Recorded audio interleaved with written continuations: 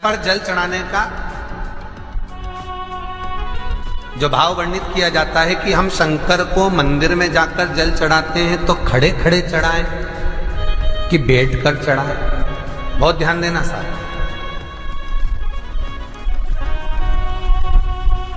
शंकर में मंदिर में जाकर हम भगवान शंकर को जल चढ़ाएं तो खड़े होकर चढ़ाएं कि बैठकर चढ़ाएं। अब दो तरह का शिवलिंग है मंदिरों में, दो तरह का शिवलिंग का निर्माण होता है, ठीक है। एक विष्णु शिवलिंग, एक शक्ति पार्वती शिवलिंग। और ध्यान से सुनना,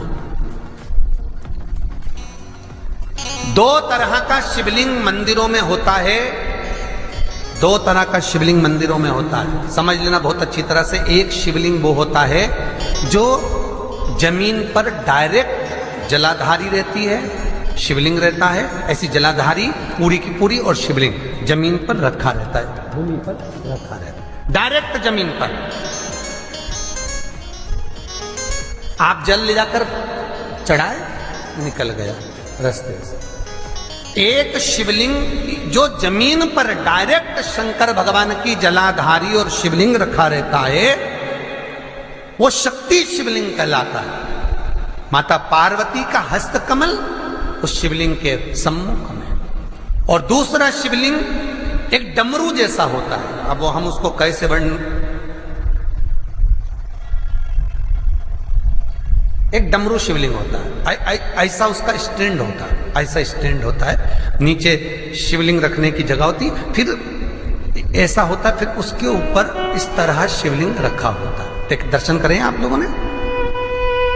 अब फिर इसके ऊपर शंकर भगवान का शिवलिंग रखा होता है, ठीक है। इस तरह का जो शिवलिंग होता है, एक डायरेक्ट नीचे रखा हुआ शिवलिंग और एक भगवान जो नीचे डमरू जैसी आकृति होती है, इस पे जो डमरू जैसा जो भाग बना होता है ये भगवान विष्णु का हस्तकमल है, और ऊपर का जो भाग है वो भगवान ब्रह्मा का हस्तकमल है।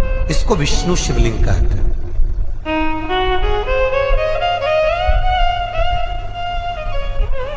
इसको हरीश्वर महादेव भी कहा जाता है। कौन सा महादेव कहते हैं? हरि सर्वेश्वर महादेव।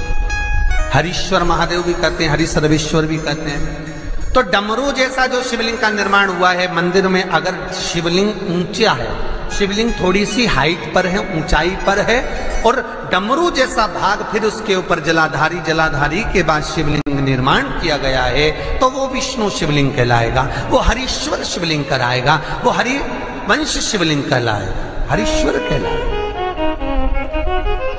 और जो डायरेक्ट सीधे जो रखा हुआ है, 12 ज्योतिर्लिंग के अगर आप दर्शन करेंगे तो कहीं पर भी आपको विष्णु शिवलिंग नहीं मिलेगा, केवल एक नागेश्वर को छोड़कर। कहां पर छोड़कर? जम के बोलिए। केवल एक नागेश्वर। नागेश्वर को छोड़कर बाकी के जितने 12 ज्योतिर्लिंग में शिवलिंग के दर्शन करोगे सब शक्ति शिवलिंग मिलेंगे, सब जमीन पर। आप जितने भी देखेंगे, काशी का देखेंगे, महाकालेश्वर देखेंगे तो डायरेक्ट जमीन पर जलाधारी बनी है, महाकाल बाबा की डायरेक्ट जमीन पर बनी है, कोई ऊंचाई नहीं है, डायरेक्ट जमीन पर फिर शिवलिंग है। ओमकारेश्वर देख लीजिए, ममलेश्वर देख लीजिए, आप चाहें तो विश्वनाथ देख लीजिए, डायरेक्ट जमीन पर। सोमनाथ देख लीजिए, डायरेक्ट जमीन पर। केदारेश्वर देख लीजिए, डायरेक्ट जमीन पर। भीमाशंकर, वैद्यनाथ, डायरेक्ट। आप वैद्यनाथ जी के लाइव प्रसारण कभी चालू कर देखना, डायरेक्ट जमीन पर, डायरेक्ट। तो जितने भी शिवलिंग हैं सारे के सारे शक्ति शिवलिंग हैं। जो डमरू के भाग पर रखा हुआ है वो हरीश्वर शिवलिंग, विष्णु के हस्तकमल पर जो रखा है, तो शास्त्र कहता है आप शक्ति शिवलिंग का जब जब अभिषेक करें, बहुत ध्यान रखना अपनी जिंदगी में इस प्रसंग को, जो शक्ति शिवलिंग हो उस पर जब भी जल चढ़ाना तो बैठकर चढ़ाना, बैठकर चढ़ाना। शक्ति शिवलिंग पर जब भी जल चढ़े, भले शिवलिंग कितना भी ऊंचा हो, कितना भी ऊंचा हो तो संगी से चढ़ा दो, पर जल बैठ कर चढ़ाइए। भले शिवलिंग ऊपर है, पूरा तरह से हाथ नहीं पहुंचा, जैसे सोमनाथ जी में अब शिवलिंग कितना बड़ा है, महाकालेश्वर का शिवलिंग कितना बड़ा है, तो उसको तो बैठकर स्नान नहीं करा सकते। भले शिवलिंग कितना भी ऊंचा हो, पर अगर भूमि टच है, शिवलिंग अगर भूमि टच है, शक्ति शिवलिंग है, तो भले आधा शिवलिंग नहाए, आधे पर पानी जाए, पर बैठकर ही स्नान कराया जाता है। और महाराज यदि हरीश्वर शिवलिंग है, अर्थात भगवान विष्णु के हस्त कमल पर, ब्रह्मा के हस्त कमल पर यदि शिवलिंग है, तो वो शिवलिंग का जब भी स्नान कराएंगे, अभिषेक कराएंगे, पूजन कराएंगे, तो खड़े होकर ही करना है। और खड़े होने का भी तरीका होता है, दोनों चरण बराबर में रखकर कभी भी शंकर भगवान के शिवलिंग का स्नान नहीं कराया जाता।